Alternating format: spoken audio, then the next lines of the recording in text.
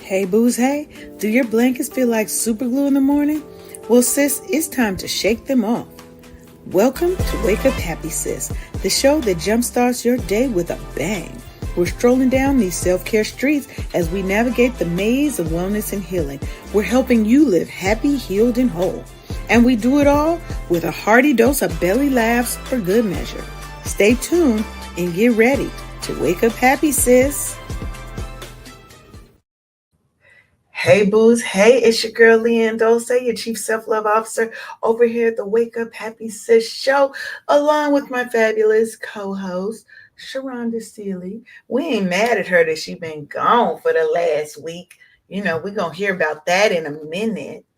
But look, this is the Wake Up Happy Sis show where we bring all the energy, empowerment, and wisdom to help you live your best life, happy, healing, and fulfilling.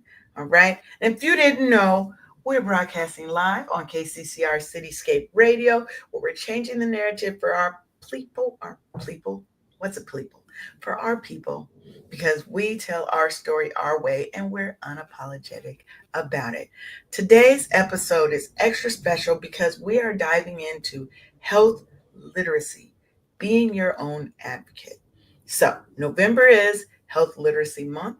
And we're really here to give you the tools that you need to navigate healthcare systems with confidence. Because we know as Black women, we often are not getting the quality of care, the service of care that we should.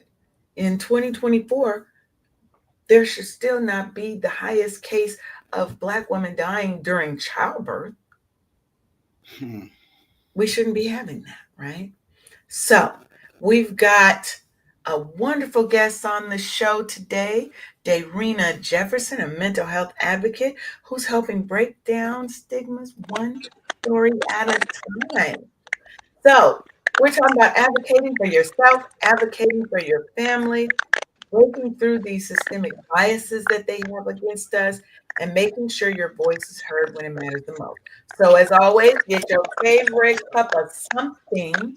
We don't judge what's in your cup. And get ready to wake up happy with. See, we all ready. Hey, Daarina, welcome to the Wake Up Happy Sis show. Thank you for having me, ladies. How are you? Thank you for having me. We are fabulous. Mm-hmm. Yes, we're gonna start with Sharonda, who's been out gallivanting the past week. I don't know what you talk about, ma'am. I Oh, was just going to live my life on the oh yeah, Right to look, World cruise. Yes, she was on. Was it wasn't the Tom Joyner cruise. No, LL Cool J has Yeah, a venue. Rock the Bells. Mm-hmm. So it went to Nassau. We didn't even get off the ship because we had been there before. So we just did a lot of sunbathing and listening to Rakim and Starface and Jada Kiss.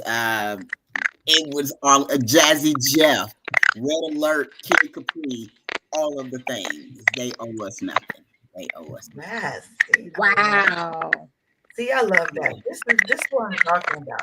These are the experiences that we're supposed to have in our soft girl era. Mm-hmm. Excuse me. My mother would call me a lady of leisure. I think I finally figured out what that meant. Yes, and ain't nothing wrong with being a lady of leisure. But today we are talking about your health. You cannot be a lady of leisure if you're not taking care of yourself properly and advocating for yourself. So, Daarina, why don't you tell us a little bit about yourself and what made you get into the mental health profession?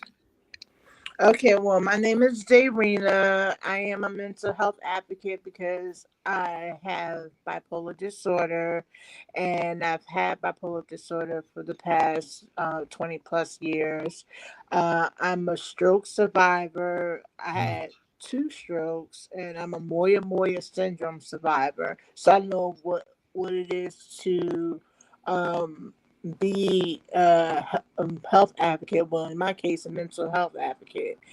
And me having undergone brain surgery 3 years ago, it was a process for me to recover.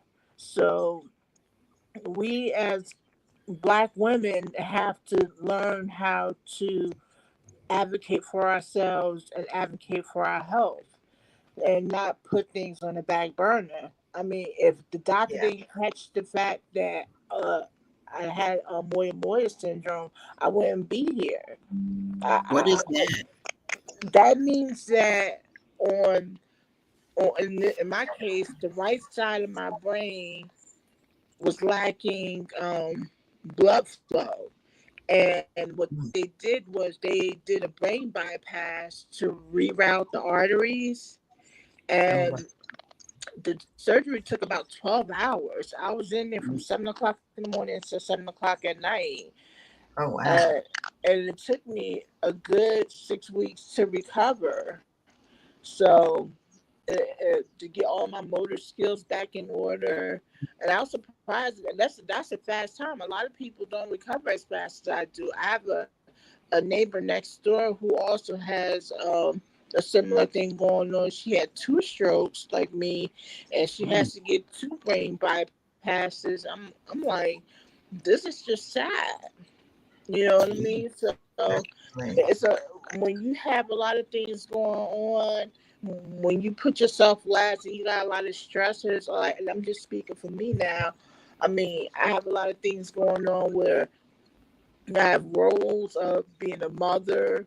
That's really hard at times, and being a wife, being a grandmother, that takes a toll. It It really does. does. It takes a toll mentally. And I said to myself, where do I fit in the conversation? I can't be last all the time. I have to put myself first and be selfish. There's nothing wrong with doing that. There's nothing That's wrong with being first.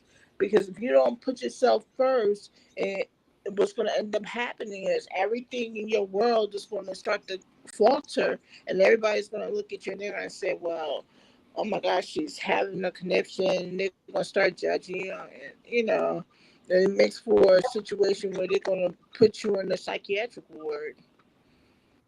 Yeah, and I agree 100% that we definitely have to take control and take charge of our health. And that includes our mental, physical, spiritual health, because we need to be the top of our list. So, Daarina, you have some clicking or something going on in your background. So I'm going to mute you for 1 second. Um, yeah, I don't know if it's the mic, but it sounds like, do you hear it? yeah. I hear it too. I don't know what's going on. Well, we'll work. We're gonna work with it because we're here to have Oh, a good, okay. not for a long time. We're here for a good time, not a long time. So I want to start by talking about what health literacy is, because I think we need to kind of level set first before we jump into how do I advocate for myself, right? And so health literacy is more than just reading prescription labels. It's more than just reading the back of the ingredients on your box. It's about the ability to understand, interpret, and act on medical information that we receive. Now, for Black women, I feel like we're facing one, we already know it's not even a feeling, it's a knowledge that we face systemic biases in healthcare. And that means we have to recognize our roles as the most powerful advocate in the room for ourselves, for our families. Now, according to the CDC, only 12% of US adults are considered proficient in health literacy.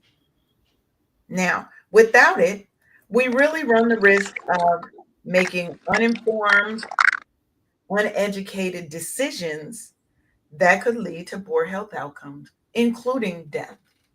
How many times do you know people who've had diabetes, they've had other issues, and I just got the sugars and I need, if I do this, this, and this, it'll be fine. Hmm. They're not going to the doctors because a lot of us don't have inherent trust in doctors, right? In the medical practice. What was it? The Tuskegee, was it Tuskegee Yeah. experiment? Mm-hmm.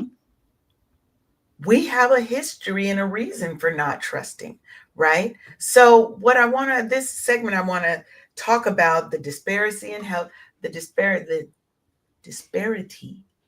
I'm gonna get my words right today in health literacy, because sometimes it's not just that we don't know; the information isn't being openly provided to us, and that's what we need. You need to have that dogged attitude that if it's not provided to me, I'm gonna go out and I'm gonna get it. I'm gonna find it. Daarina, we're gonna need you to, if you can hop out and try to come back in because it's still there. Okay. So you want me to leave and try to come back in the stream Yep. yard? Try and Okay. come back in the string Okay. yard. Let's see if we can get that to go away. Okay. All right. So,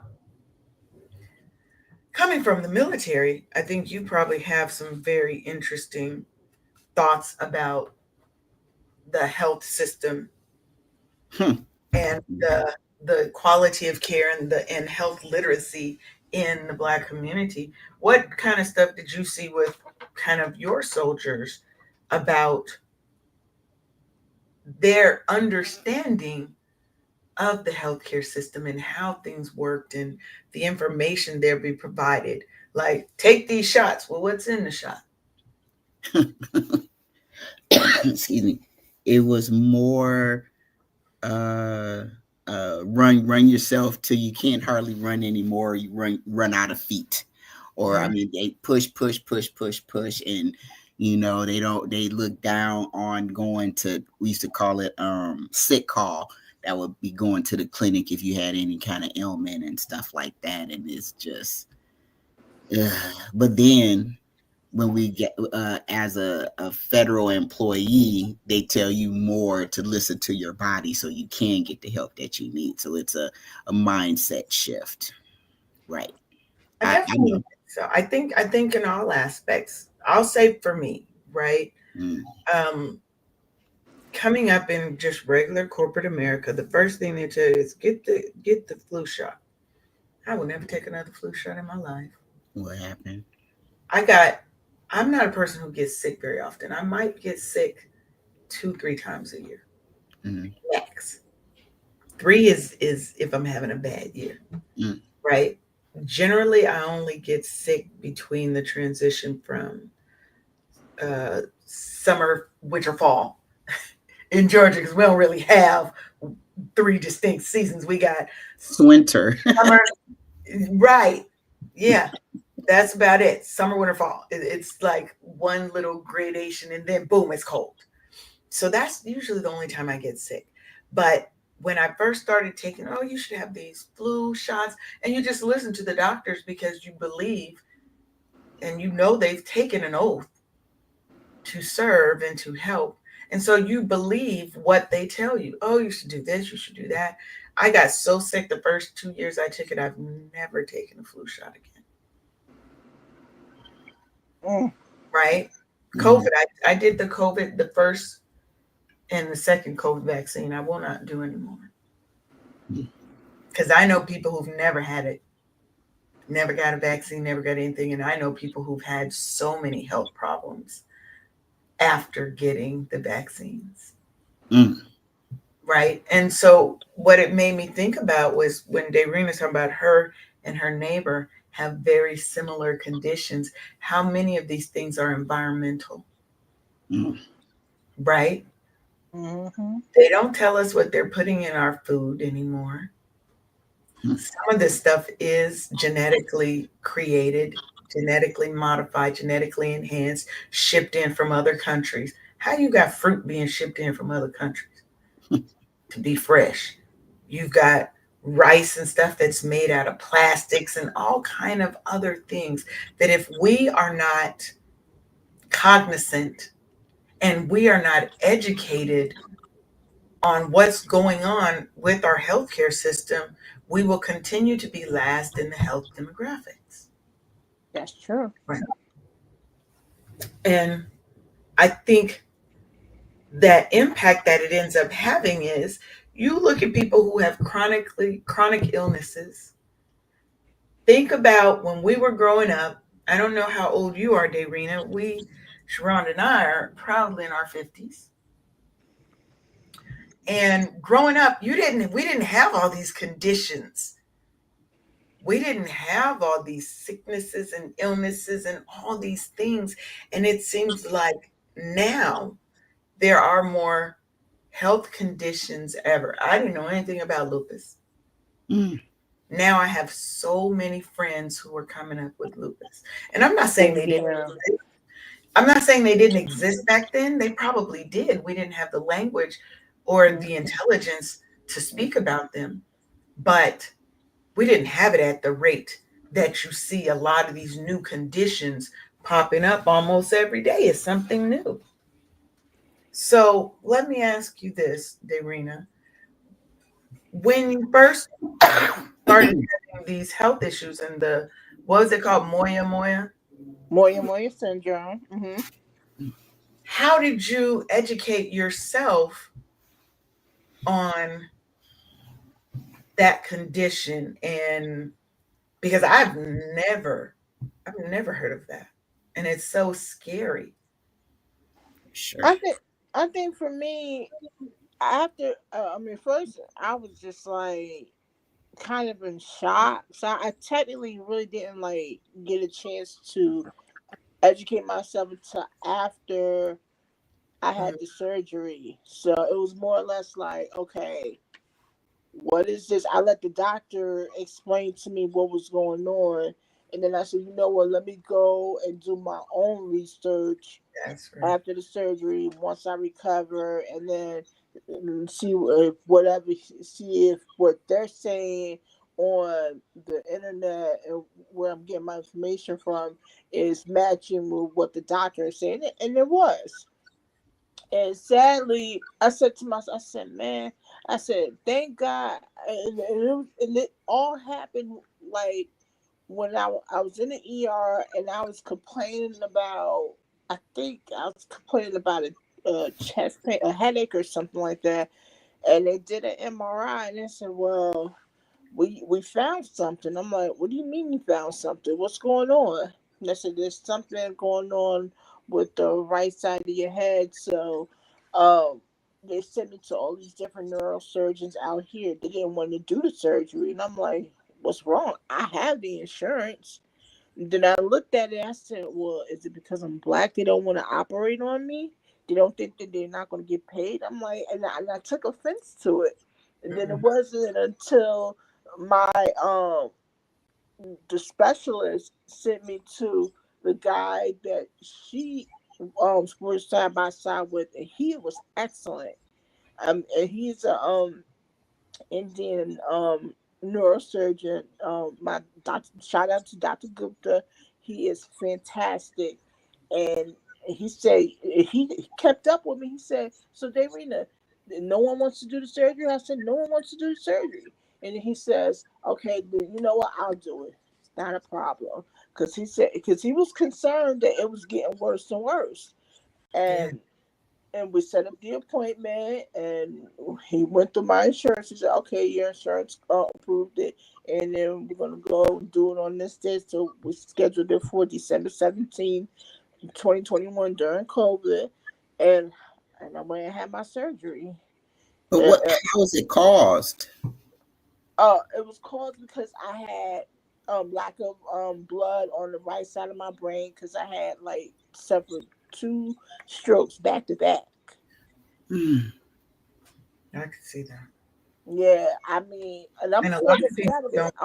I'm 47. I'm sitting here like, why is this happening to me?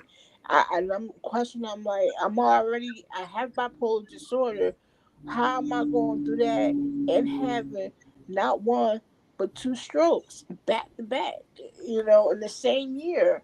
Mm. So No, I guess and this is the funny thing. Well, not funny thing, but the interesting thing is that I've had one, two, three, maybe five or six of friends, people I know personally, who've had strokes, who have had strokes. One who didn't make it. Mm. Sorry to right? hear that. And I don't know. I always, maybe I'm a little bit of a skeptic in this arena, but I always look at this and I'd be like, why is it so much more prevalent these days when we have more advances in medicine, more advances in the tools and equipment to help us? Right. Why is it more prevalent or it seems to be showing up more in our communities than it has historically? And I think a lot of that, one, is because we are not knowledgeable enough about our own health. We're not taking our own health seriously enough. And I think some of it is because, one, as Black women, we are the mothers, the wives, the caregivers. We are executives and or owning our own businesses, you know. So we're trying to do all the things. I got to be the chauffeur. I got to be the psychiatrist. I got to be the doctor. I got to be the chef. I got to be the sexy woman to my husband and the support and the uplift and the keeping. And we run ourselves ragged because we are at the bottom of our own list. How many people put That's themselves true. last when they have Mm. families, kids, all that? Our stuff goes Mhm. last. And you wake up one day and you realize, where the hell is Leanne gone? I don't even know this person. We damn sure aren't advocating for her the way that we should. So when we go to the doctor, and the fact that you went to multiple specialists, this is what you guys do. This is what you get paid to do. I've got the insurance, so it's not a problem of payment. Hmm. You're not Hello. telling me that it's too risky of a surgery and I might die on the table, so you don't want to do it. It has to be because I'm Black. What other reason is there when you can't give me any other straight reason as to why you don't want to do the surgery? Exactly. I So mean, in that, I'm I'm glad. sorry. I didn't No, mean to I'm cut saying you I'm off. glad you did go. I'm just saying I'm glad that you did go and seek second, third, fourth, fifth, sixth opinions if you have to. So Yeah. go ahead, Daarina. I didn't mean it. Oh no, that's okay. I was just gonna piggyback off what you said. Like the I just remember the one neurosurgeon. He just gave me a test, and I'm like, so I don't want to get tested on whether or not this is what it is. I know what it is because I just came from a neurosurgeon, and he said this is what it was. I just want to know: are you going to do the surgery to correct this and rectify this? And I just felt that it was just you wanted to get more money out of my insurance, and you tacking on thousands of dollars on a test instead of just doing what you're supposed to do as a neurosurgeon. You took a Hippocratical oath to serve and help the community when they're in need. You took an oath. I mean, and you're sitting there saying to me, and I took it as it was like, because I was Black. Now, if I was white, you wouldn't have put me through all those tests. You would have been like, okay, I'm gonna have you go through the surgeries and give you the best quality care. I had the best, and I still have the best insurance. Thank God for my husband's insurance. I just thought that it was just wrong for him to have me go through all these ridiculous tests. Thank God for my neurosurgeon, Dr. Gupta. He was like, "Listen, I'll do the surgery because I don't want you to have to sit there and keep waiting this longer than what you have." And he's been my neurosurgeon ever since. So I Because thank to God me, for him. when we have life-threatening issues, every day counts. Hmm. And Mhm. if we've already gone through the tests, the doctor's already told me what it is. I'm not going to another test. So the question is, what do you do and how do you advocate for yourself when your healthcare providers may be dismissing your concerns or they're just unwilling to assist you? Now, the first thing I want you to do is breathe and take a deep breath because we have to regroup and strategize. You need to restate your concern clearly and firmly. Don't cuss though. We ain't got to cuss. We can keep it classy, right? You can say things like, look, I understand your perspective, doctor, but this is something that is affecting my life, my health, and I need further evaluation. That's all you got to say. I need further evaluation. You can go get a second opinion, but first you have to know your medical plan and your insurance. Make sure that you know and you're read up on what your plan covers, what it doesn't cover, what is required of you to get a specialist, because sometimes, depending on your plan, you have to go through that doctor who may be the one who is not wanting to help you to get the referral to go see the specialist. What you have to do is advocate for yourself because that can help prevent misdiagnoses. It ensures that you're being heard and it ensures that your concerns are addressed properly. I'm trying to get every one of my concerns on the record and put it in that file because when it comes time for me to change physicians or to file a complaint or a grievance, I want it very well documented that you refused care, you did not listen to my concerns. We've had plenty of women and men die because their concerns were not addressed and they didn't know how to advocate for themselves properly and they had nobody to advocate for them. And what we don't want is we don't want to continue to have that happen, not on our watch, not on our time, and not in our community. So,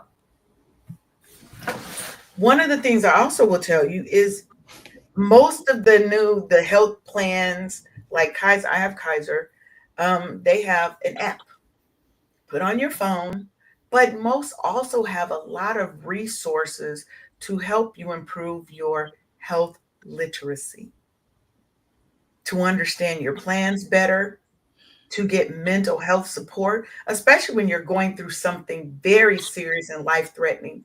You need that mental health support to help you deal with it. Cancer, brain tumors, whatever. Don't feel like you have to take these things and go through these trials and tribulations alone, right?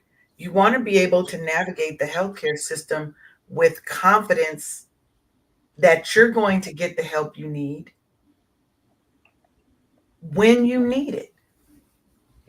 Because sometimes a space of 2 days can be the difference in life or death, the difference in a condition that can be fixed and one that is now irreparable. Who's going to advocate for us if we don't? So that means you have to be up on your shit. Now, let me ask you guys this. How do you guys go about choosing your doctor or even assessing if the doctor is the right fit for you? You want to go first, Shonda? Yeah. In veteran affairs, it's automatic until you make a special request. So for my first like 10 years, a part of it in where I live in San Antonio, I had a white male doctor for 10 years. And then I come in and get told that he's left the VA and into private practice. No, nothing. No, didn't say anything. I'm just like, you just He didn't did even you tell you he was leaving? no. What is favorite patients according to him and stuff like, oh my gosh, you do Wow. everything that I tell you to do, and you're doing, taking You're care of doing businesses. wonderful. Yeah. It's it's a talk rather than an exam or a checkup or whatever. But then a couple of years later, I just was like, I need a black female doctor to feel what I'm feeling, that can, that I feel confident in listening to, So now I have my first black female doctor in my 50s. Yeah. Wow. No, that's a good point. For me, most of my doctors have been black male doctors. Mm-hmm. Um, but as I get older, I definitely, my new doctor is, well, I'm actually about to change because my doctor left too. No word, no nothing. But Rude. they just be ghosting out, So trying to find a female doctor, but I want her to be a little bit older. I see what I find is a lot of young doctors, but I don't want somebody who's super old, because I want somebody who can think creatively about any issues or illnesses that I may encounter as I get older. But I need somebody who's old enough to understand a few things. You can't be right out of medical school coming to talk to me. That's not gonna work. You haven't even experienced anything. You haven't lived long enough to tell me anything. You ain't even had your first real heartbreak. What you talking about? So now, what about you, Darina? How now, especially because you have special Well, conditions that you're dealing with. I based my I had to pick my primary care physician based on experience, and I had to look at the practice and see like how many reviews, good reviews versus not so good reviews, and that's how I picked my primary care physician. I picked it by the practice and see if they were reputable, and they were. And then my psychiatrist, because I have more than one, as you can tell with my condition, I have more than one doctor. My psychiatrist, I picked the, like I said, I just go the same way.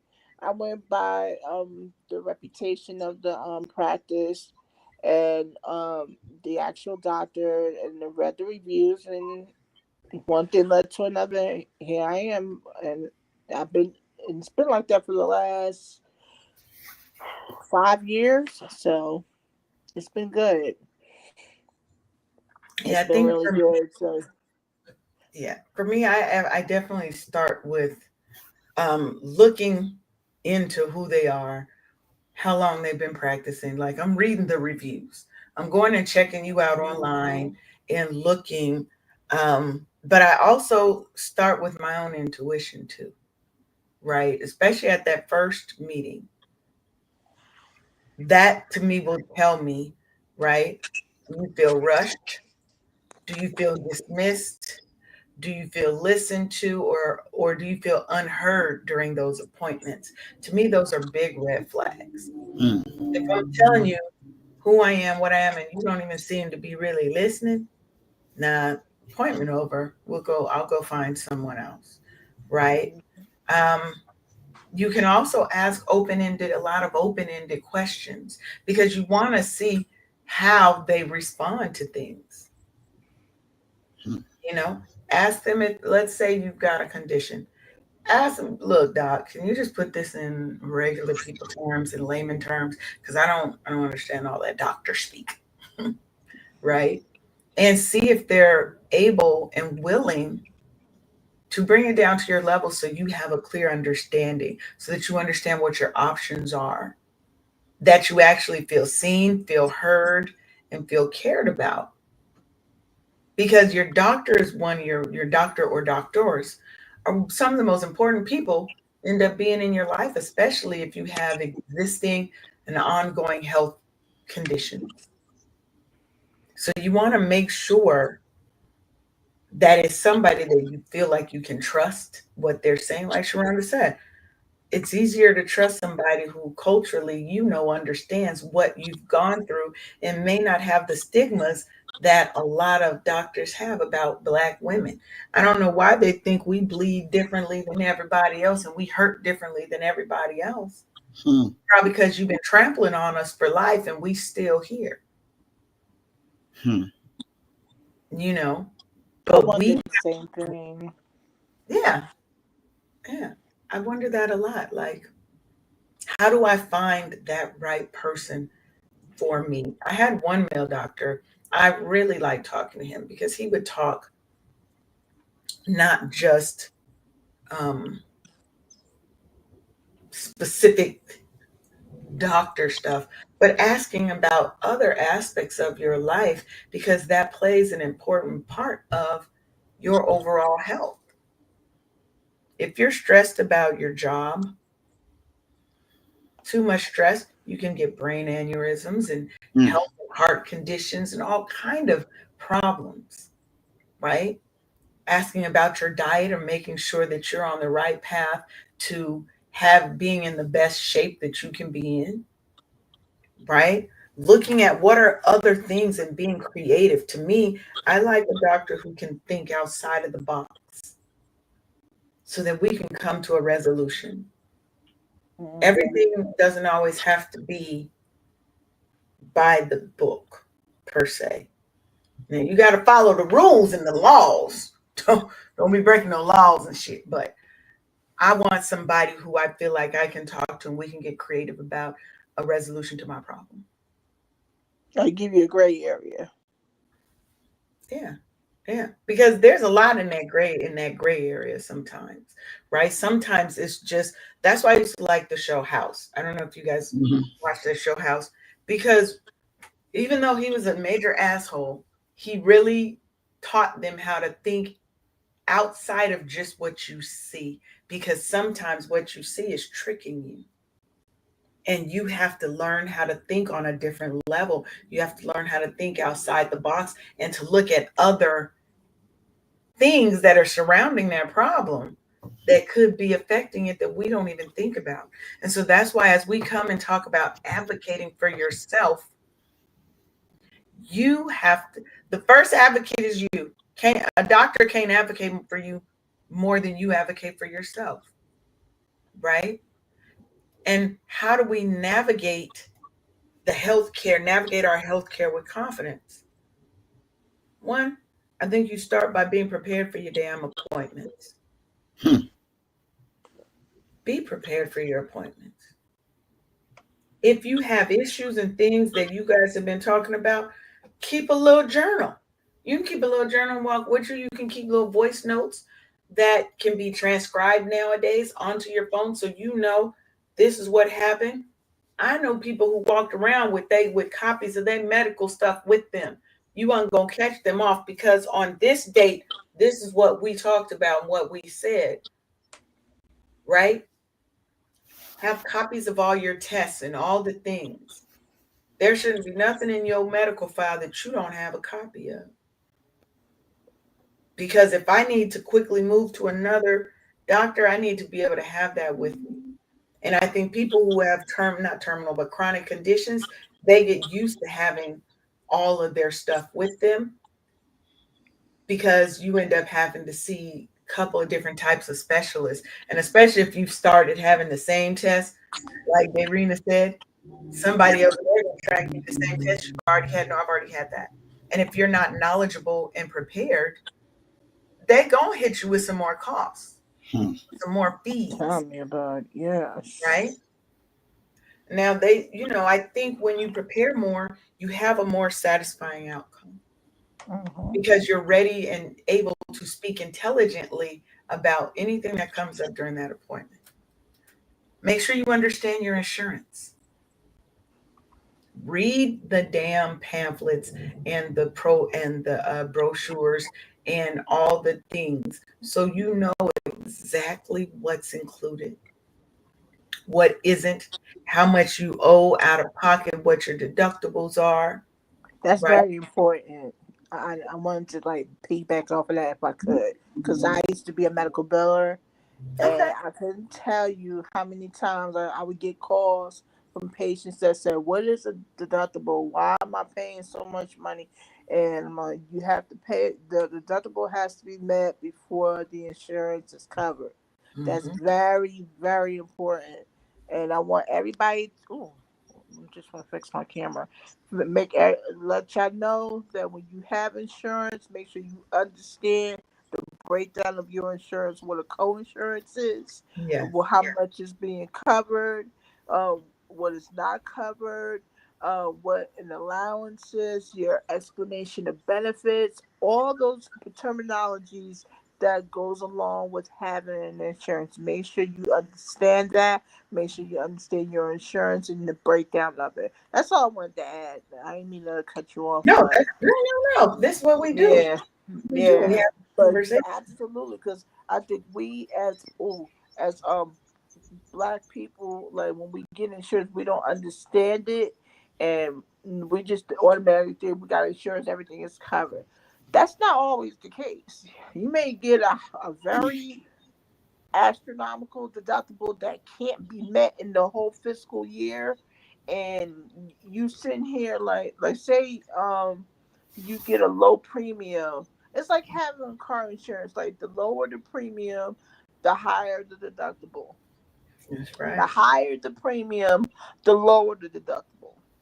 So Mm. is it you gonna pay in premiums or you gonna pay in your deductible? Either way you gonna pay.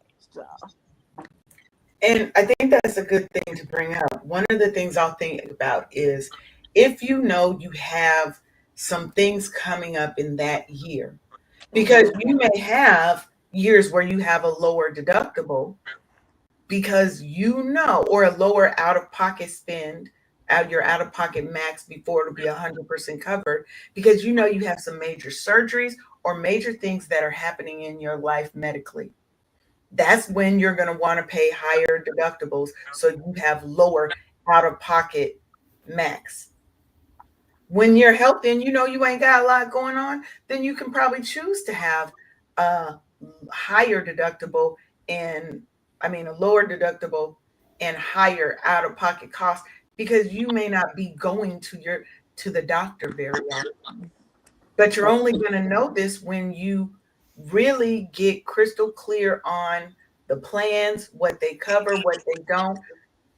Healthcare.gov is really good about that. And I know in Georgia, here in Georgia, we have, they don't use healthcare.gov anymore. They've made their own system here in Georgia that does the same thing essentially, right? But so don't just think every year because my plan rolls over, you may want to change plans because you may have medical things that are happening for you and or your family where you want to be more prepared and more covered. That's So you true. have to think about that. And you can also call the company and have them explain the benefits. Most times if you're working for a specific company, so let's say you work at company X, you can usually call them if they don't have a specific person. They have a broker whose job is to answer all of your questions, to help you pick the right plan, to help you navigate the system as you're going through. So they can help you understand if something is covered. And then there's a lady I follow on TikTok that what she does is she helps people understand um, the terminology that needs to be used in order to get things covered. She said a lot of things can be covered. You just need to know what it's called. A paniculectomy or something, and this and this. And I was like, whoa, you already over my head, girl. I don't understand what you're saying. But when you get people who are knowledgeable and they are skilled, they can help you navigate these crazy and scary and easy to be misunderstood medical jargon and terminology, Mhm. right? So it's important that we understand our insurance. Mhm. It's important that we prepare for our appointments and have knowledge of all the tests and the things that have been done. You want to find culturally competent care, like Sharada said. I need a black female doctor at this point in my life. Not every doctor or not every provider, not even doctors, providers are equipped to treat you with the respect and the care and understanding that you deserve because they just don't understand what it is to be a Black woman, Yeah. right? Black women have, I think, statistically the highest medical debt. Yeah. That's so true. Right. So look up these doctors, look for reviews, look for reviews from people who look like you, right? We have to know that the doctors out here can help us. They have platforms like there's a platform called Therapy for Black Girls that can help give you referrals to Black therapists, Hmm. right? You need you're going to get better outcomes. I honestly wholeheartedly feel. Now, I'm not saying that a white doctor can't help you and can't be an excellent doctor. Not saying that. So don't come for me. But what I'm saying is traditionally the problems of not being listened to, not being and being misdiagnosed because I'm not being listened to about my pain and my conditions is not coming from Black doctors and medical professionals. It's coming Hmm. from those who don't look like us, who don't understand our culture, who don't um, want to take the time to understand, who just go in generalities about what they feel about Black women. We're so strong, we handle pain so much different. No, the hell we don't. I don't like no damn pain. Don't like it, right? Mm-mm.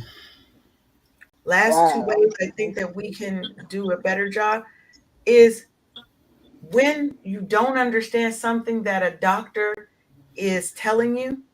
Do you know there's a term called teach back? I'd never heard that before. Mm-mm. Me It either. says, because they said a lot of time doctors speak in medical shorthand. We know that, Mm. right? So we all confused. We don't know what the hell you just told us. They said ask them to teach back. And what that is you need to explain in layman terms until it's clear. Mm. I like Teach that. back. If they don't give it to you, teach back, right?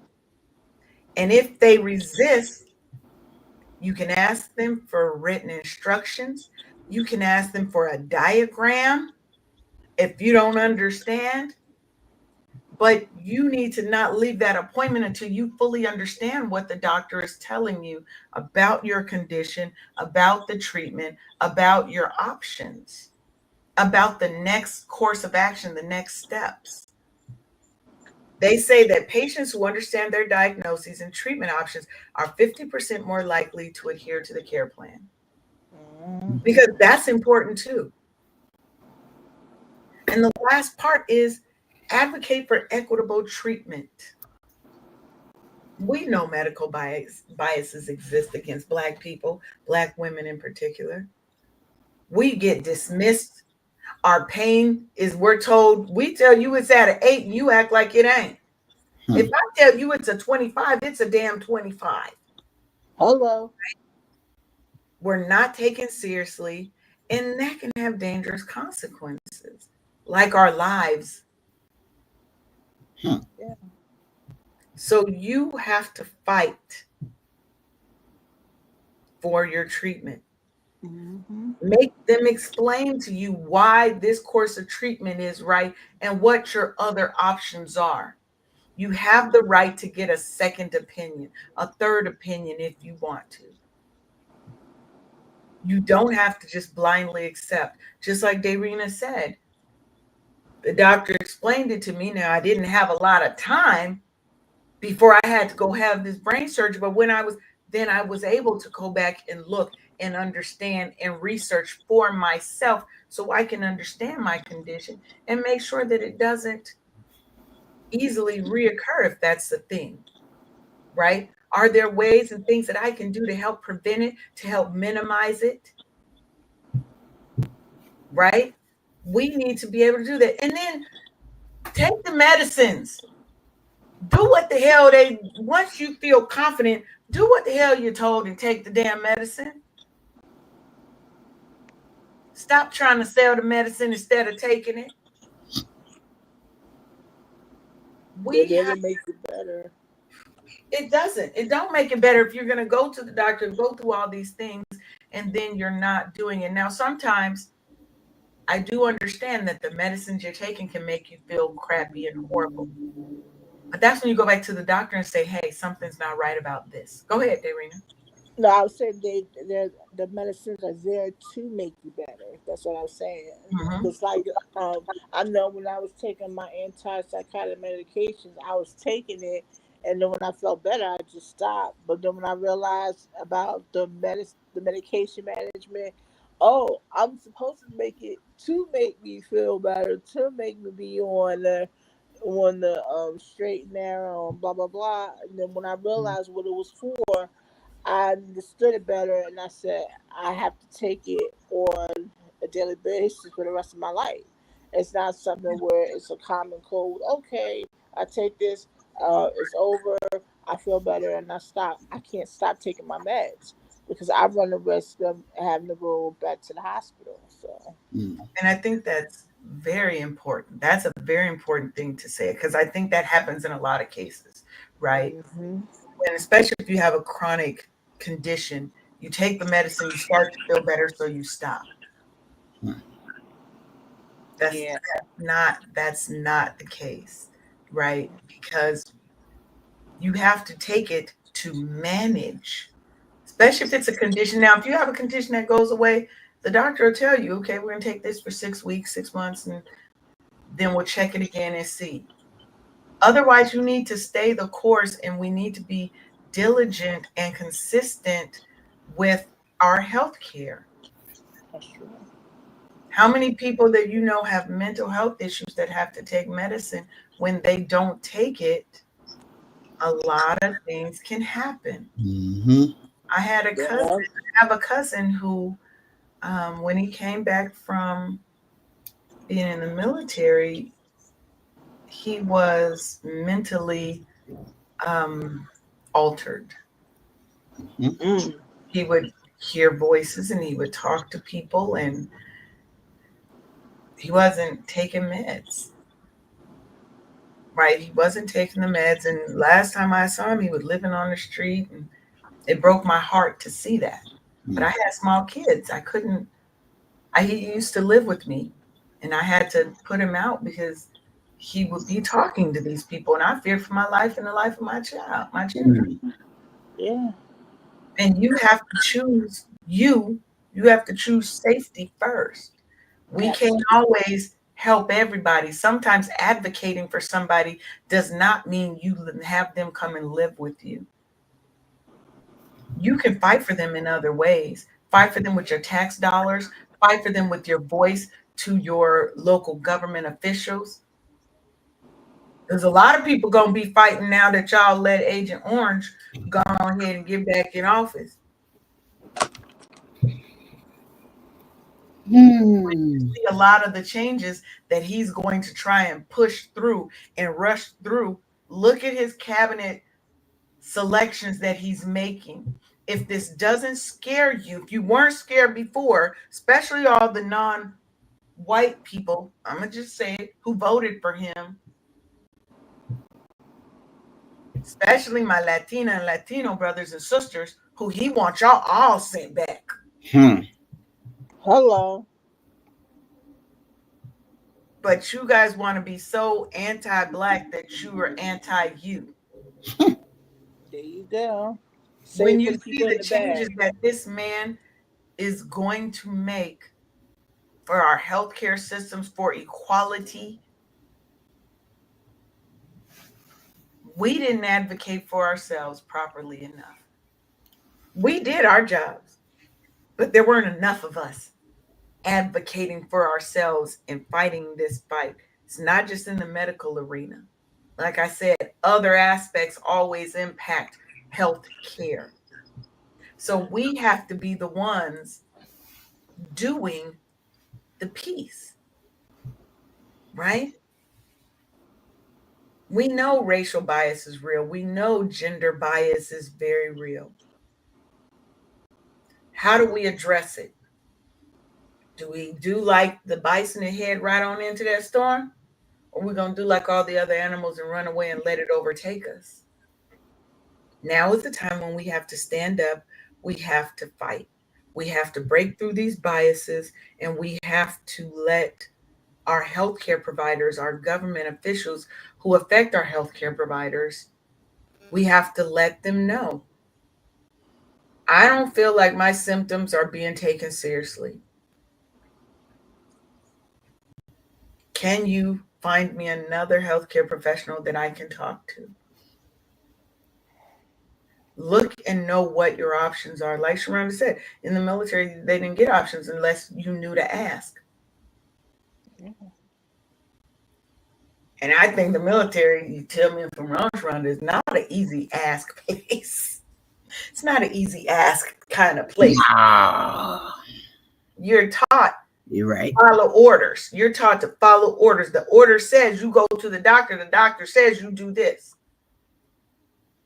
It breaks down our sense of autonomy and our sense of control over self. But even in the military, you still can ask. You still can advocate if things are wrong. You still have to fight. And if you don't know how to fight, find somebody to help you fight. Hmm. There are people who are willing to help you. And set some personal health care goals. What are your goals? Do you have a fitness goal? Do you have a nutrition goal? What are your health goals? Right? Share those goals with your doctor because they can't help drive you to the right answers and the right directions if they don't know. They can't read your mind. We have to take charge of our outcomes by owning our healthcare journey. Let me say that again for those in the back who wasn't listening. We need to take charge of the outcomes of by owning our healthcare journey. You don't know that and you can't own it if you don't even have a goal and know where the hell you going. That's just like walking down the street. You know, Sharonda, I'm about to come to your house. And I just start walking. That don't make no sense, do it? Because I live in Georgia, she live in Texas. Right? So we have to take charge of our outcomes. We have to own our journey. We have to be diligent. We have to be on top of all the things. And I'm sorry, that's just one more thing that's piled on top of your plate of things that's already on top. But that should be at the top. Because if you're not managing your health care, you're not going to be the best mother. You're not going to be the best wife, the best sister, daughter, worker, owner, boss, executive, pick a hat. You can't be at your best when you are not at your best. And know that it is not, um, it's okay to be, what do you call it? Focused on you. Please have a me focus in your life. So, as we round up this episode, this hour went kind of fast. You sure did. I had fun. I'm glad It you was did. very informative. Yeah, don't be a stranger.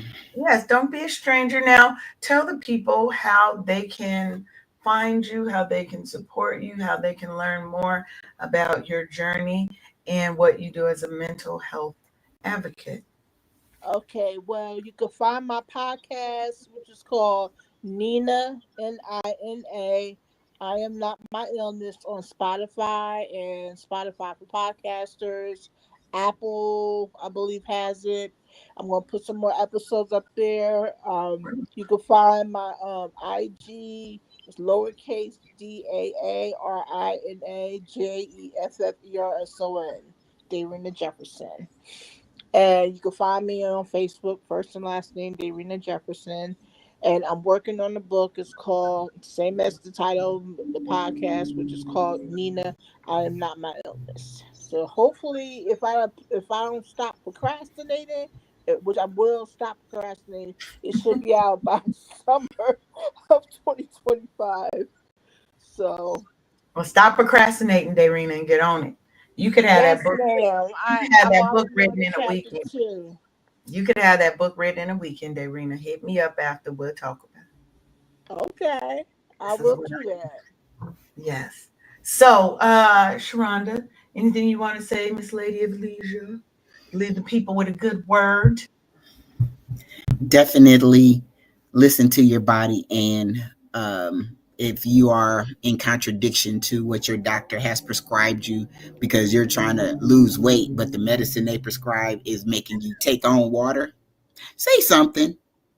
The answer I got was that, oh well, the benefits outweigh the side effects. What? No, You they got don't. several more doggone medicines that you could choose. This one is not working for me. And so we had to go around and round. But that conversation wouldn't happen if I didn't question. And then listen Amen. to her body. That to me, where's my thing? Because that's a good clockable moment right there. And I also want to add, make sure you put you first. Yes. Always Right. put you first.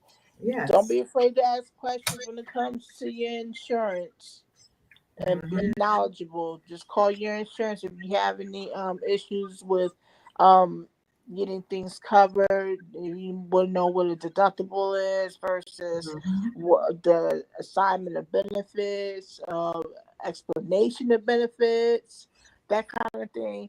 Just ask the company to explain it to you. They should be more than happy to do so. Yeah, Advocate for you. You come first. that's right. And as we close out, remember, sis, that your voice matters. You have every right to ask questions, to demand clarity, and to expect respect. Whether it's about your physical health, your mental wellness, or the care for your loved ones. Advocacy isn't just for the bold. That's It's right. for anybody who's ready to say, I'm worth being heard and I'm not taking your fucked up ass answers and disrespect anymore. You don't have to start and jump in and you're fighting every fight. Start small. Start small, and you're going to find the confidence growing every day. And remember, you got this. So, we'll see you back here on Monday. What are we talking about Okay. on Monday? We got a couple of guests coming, and on Monday's show, we are talking about finding gratitude amidst chaos as we come up on um, Thanksgiving week. So, with that, I want you to have the day you are supposed to have because you have control over how you respond to everything that comes at you. Love y'all. But see you later. Bye bye. Thanks for tuning in to another episode of the Wake Up Happy Sis Show. Join us live every Monday and Thursday at 10 a.m. Eastern for more joy, healing, and sisterhood. Until next time, keep thriving unapologetically, sis.